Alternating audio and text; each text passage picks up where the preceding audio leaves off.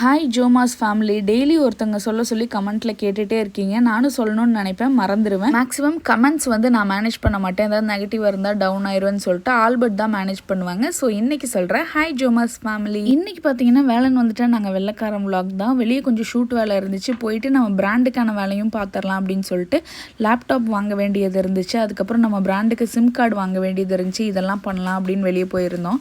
அங்கே ஃப்ரெண்ட்ஸ் வந்திருந்தாங்க. வியான் வந்து அவங்க மேலேயே தூங்க ஆரம்பிச்சிட்டோம். ஃப்ரெண்ட்ஸ் வந்தாங்க அப்படின்னா என்னை ஒரு பொருட்டாவே மதிக்க மாட்டான் வியான். அவங்க கிட்டேயே தான் இருப்பான் எப்பவுமே.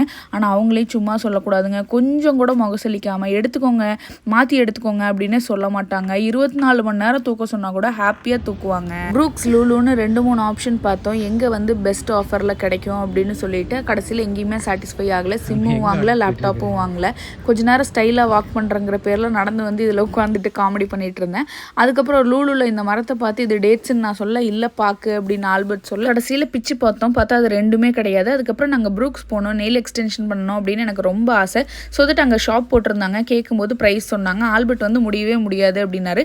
எனக்கு வந்து இது பக்கெட் லிஸ்ட்டில் ரொம்ப நாளாக இருக்குது. ஸோ தட் இந்த வருஷம் எப்படியாவது கண்டிப்பாக பண்ணிடணும்னு இருக்கு. உங்களுக்கு இந்த மாதிரி என்ன ஆசைன்னு சொல்லுங்கள்.